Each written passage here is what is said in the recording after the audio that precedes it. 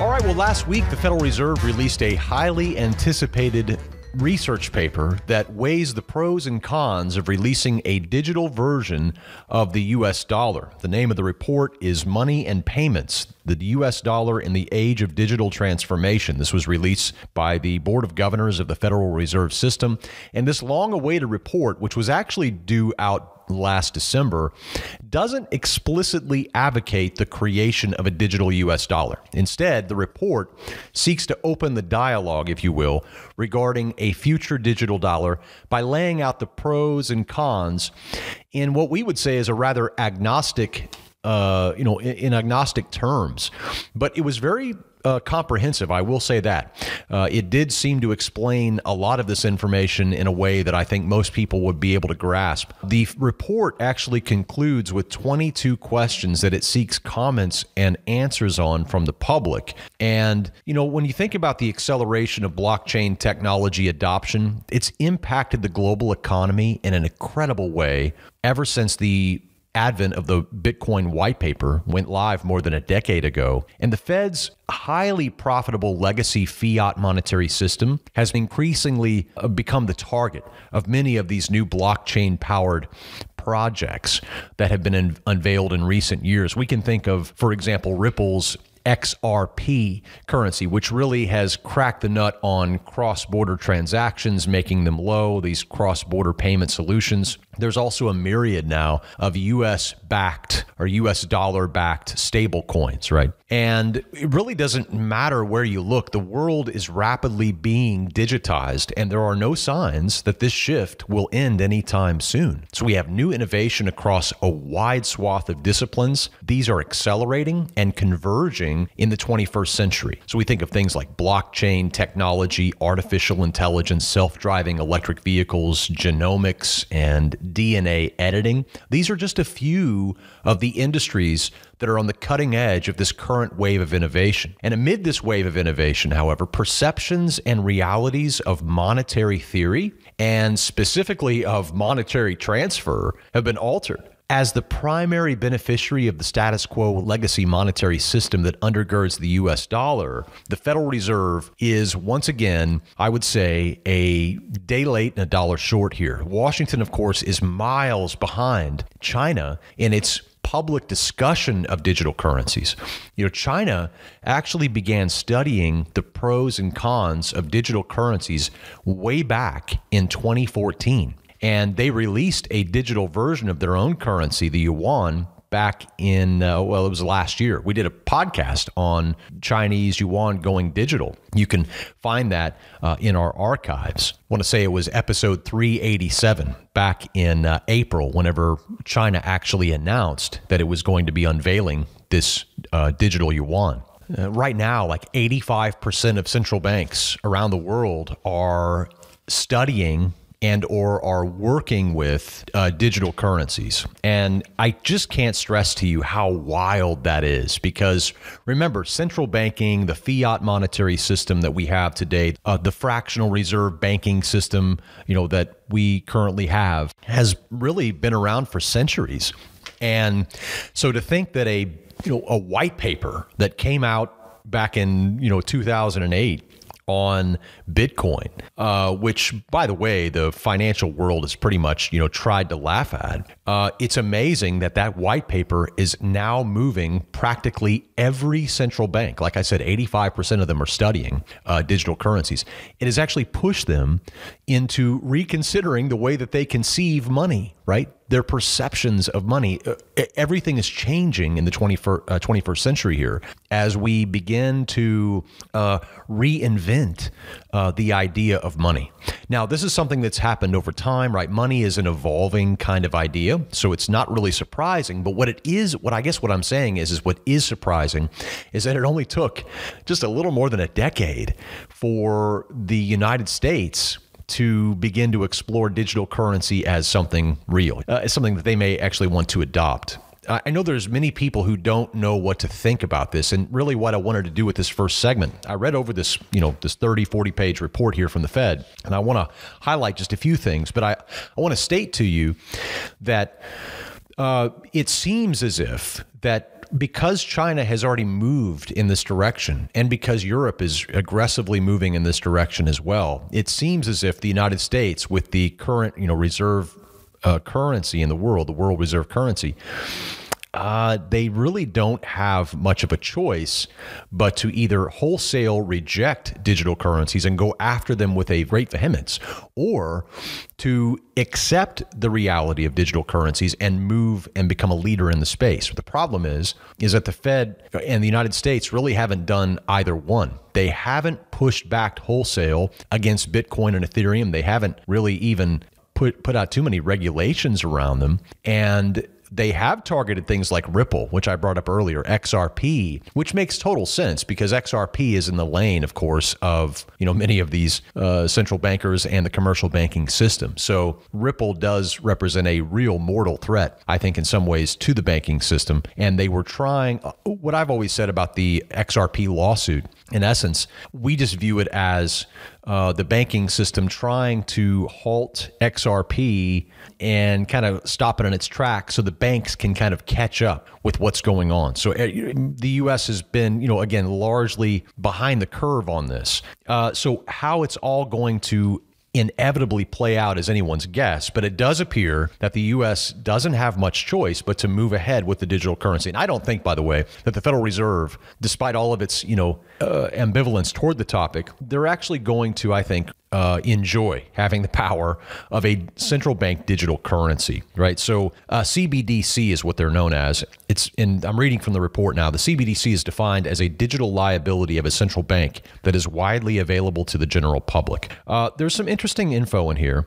As I'm looking through the report, it actually lists in this report specifically what potential benefits would come from this digital US dollar, right? So here's what it says. For example, it could provide households and businesses a convenient electronic form of central bank money with the safety and liquidity that it would entail. It would give entrepreneurs a platform on which to create new financial products and services, support faster and cheaper payments, including cross-border payments, which, as I mentioned before, has already been solved by groups like Ripple and other groups, not just Ripple. There's other great ways to settle cross-border payments now with blockchain technology. The average remittance, in fact, I think in this report, it actually explains that the average remittance payment comes with about a 5% fee. I'm looking for that right now in the report, but it's around 5. Yeah, here it is. As of the second quarter of 2021, the average cost of sending a remittance payment from the U.S. to other countries was 5.41% of the notional value of the transaction. These are outrageous costs when you think about it. It says that these costs have significant impact upon households that make remittance transactions. Reducing these costs could benefit economic growth, enhance global commerce, improve international remittances, and reduce inequality. So that does seem to be a common theme within this paper. The Fed trying to focus upon the inequality that a CBDC may either aggravate or maybe help improve. And I think at this point, they're looking for feedback based upon what I've read from this paper. The banking industry is one that's not going to be very happy about this. And I think this is really why the Fed has been slow walking the adoption of a digital currency, is because the banking system is certainly not fully on board. The central bank, we have to think about it in this way, that the report lays this out very well. And I was very impressed with how they laid out the different types of money. You have central bank money. That's a liability of the central bank. And it's the most safe and secure kind of money within a fractional reserve banking system like we have today. So central bank money is the liability of the central bank, which is technically can't go bankrupt because it literally just prints money. Then you have a commercial bank money. So this is the digital form of money of the central bank money that is commonly used by the public. So commercial bank money is held in accounts at commercial banks, and it's that becomes kind of a liability of the commercial banks at that point because they're housing it, they're holding it. And then you have non-bank money, and non-bank money is digital money that is held as balances at non-bank financial service providers, right? So you automatically think of mobile apps like the Cash app or Venmo or PayPal, or many of these other types of digital wallets that are out there, mobile applications. And so the report actually goes into pretty good depth about these different types of money and the different kind of liquidity risks and credit risks that people would face. It also talks about the overall U.S. payment system and how cumbersome it really is compared to a lot of the new innovations that are out there. So I'm looking again through the report. I want to also point out a couple of questions that the report also focuses upon. And I got to say, I'm pretty impressed with the overall report as I look through it. I do have a lot of highlights and notes in it, so it was actually pretty decent. Some of the questions that the report asks toward the end, I'm on page 21 here, toward the end of the report, and it says some of the questions, they have like 22 different questions that they want to pose to the public. And one of them is, could some or all of the potential benefits of a central bank digital currency be better achieved in a different way? So in other words, the Fed is saying, digital currency seems to make sense, but is there something we're not thinking of? Is there another way to do this? Another question they have is, could a central bank digital currency, or a CBDC, affect financial inclusion? Would the net effect be positive or negative for inclusion? Again, so thinking in terms of inequality here in the United States, the Fed trying to drill down on that topic and to see how this would actually impact people. We've already seen that it would help with remittance payments, right? It would sidestep many of the third parties that are actually making money. They also want to know, and this one's very interesting, number 15, regarding the design of a digital dollar. The question is, should a central bank digital currency, a CBDC, should it pay interest? And if so, why and how? If not, why not? Now, this is a real sticky problem and sticky question, I think, for this topic. Right now, you can go out and you can buy with your US dollars stable coins, things like USDC, which is my personal favorite stable coin for transacting. You also have Tether that's out there. You have many others as well. These stable coins that many people are very well aware of. You have like the Gemini dollar as well, and many others. Well, anyway, these stable coins, you can put them into the DeFi system within the blockchain industry here in the United States, and you can get returns of anywhere between 6 and 10% on your stablecoin. So it's like holding dollars, but you're actually earning interest on that in terms of these stablecoins, which are technically pegged to the dollar. So the big question is that if the Fed actually does release a digital dollar and it's out there, well, many people are saying, well, gosh, that's going to be the end of blockchain, right? I've heard people actually make this argument. They say, well, if the Fed, actually releases its own digital dollar, well, then guess what? Bitcoin and Ethereum and Ripple and all of these other cryptocurrency projects, and especially the stable coins, they're all going to go poof because, gosh, everybody likes the US dollar. And if it's digital, then what would there even be a need for any other digital currencies, right? Well, of course, that's a fairly naive way to look at this situation because, quite frankly, even if the Fed does, create a digital dollar, yes, it's going to create demand for that dollar. And yes, people will instantly trust it, unlike many of these other products that are out there. However, the problem is that money flows to the rate of highest return. And over time, what I believe the Federal Reserve is actually going to do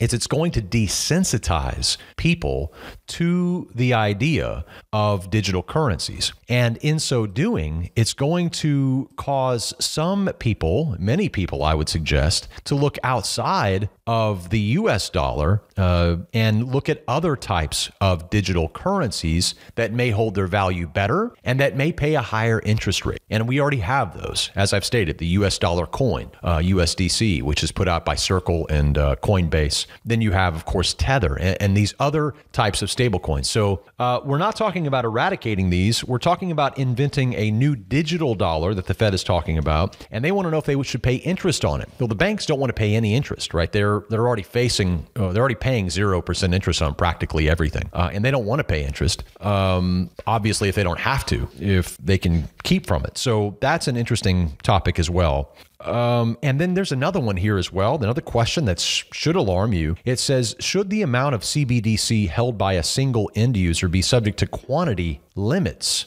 Well, that's quite a strange question, isn't it? So in other words, can you be cut off at some point? Well, I don't think that we would have an argument that many people, are, rich enough. But the idea of the Fed having the ability to say, well, you can only have so much of this, that is kind of an interesting thing as well.